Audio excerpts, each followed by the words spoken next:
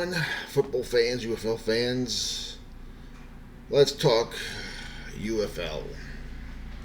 I'm going to give you my rankings in my opinion, 8 through 1. Number 8, of course, is the Memphis Showboats. And as I said in my last video, if there was a T9 practice squad like it was back in 2020, they'd be ahead of the Showboats. Number 7, the Houston Roughnecks. Number 6, the Arlington Renegades. Number 5, the DC Defenders.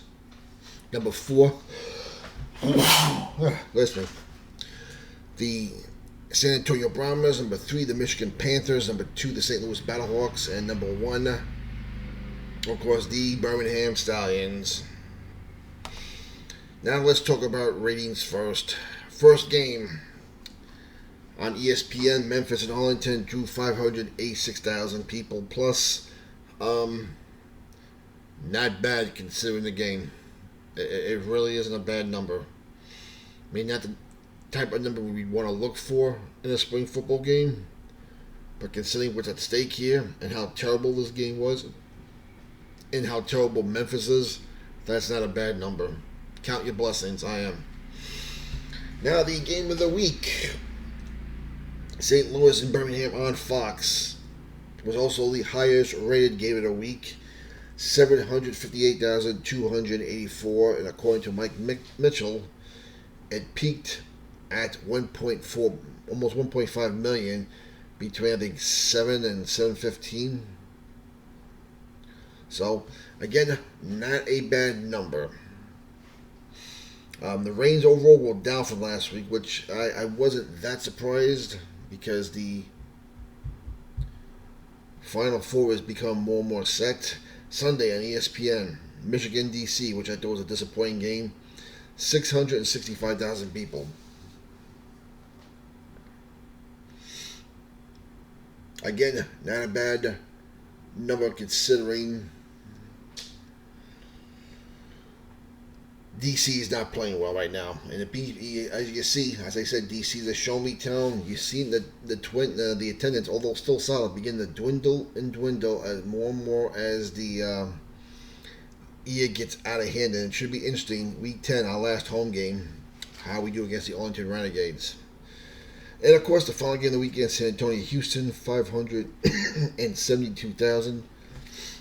That number was actually lower than Memphis and Arlington, which wasn't a bad game.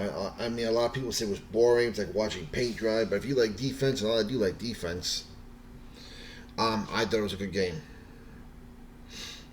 But according to Mike Mitchell, overall this week did 8% better than last year with the competing XFL and USFL together, I think.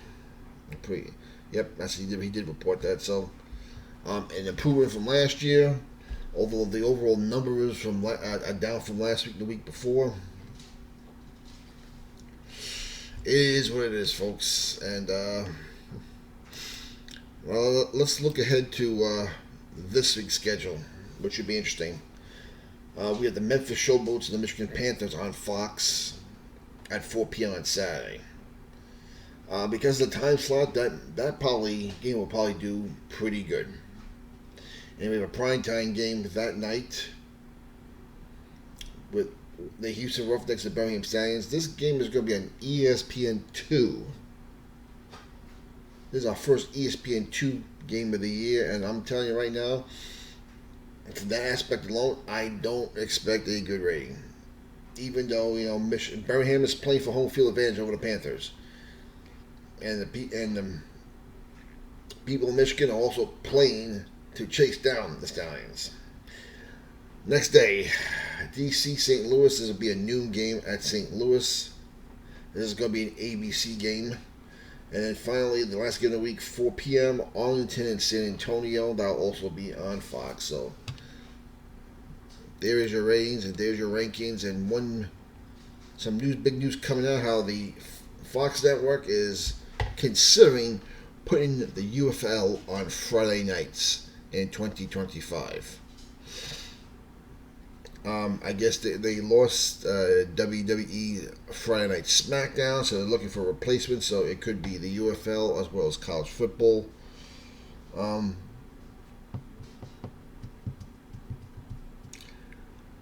I'm not sure how I feel about this. I mean, if you're going to put a prime time game on for a new league, there's only two places to do: Friday night and Saturday night. It's not a school night. It's not a work night.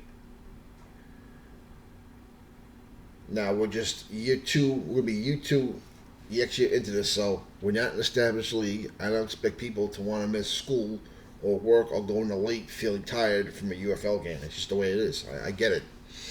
People will do it for hockey. They do it for the NBA. They do it for the NFL and big time college programs. I get it. But I'm not all opposed to this. But if you're gonna do that, I would do it week.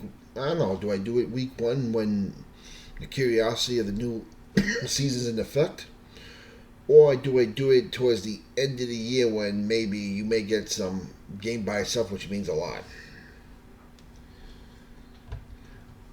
With the success we've had this year with 2 games on Saturday and 2 games on Sunday, I'm inclined just to leave it alone. But for some reason, if they do expansion, then you may have to put a game on Friday night if you want to see every game. Because to squeeze in 2 games on one day and 3 games on that day, it's a lot of football for people to consume in a weekend. Even if it is in the middle of the winter and no one is really watching. I'll have a link about the Friday football action down below in the description box. Tell me your opinion. I'd like to know. Like, subscribe to the channel. So what do you think? Should we do a Friday night game every week? Just some weeks? Experimental? Let me know. And also tell us what is your opinion of the ratings and this week's upcoming games. For the love of football, we'll talk to you later.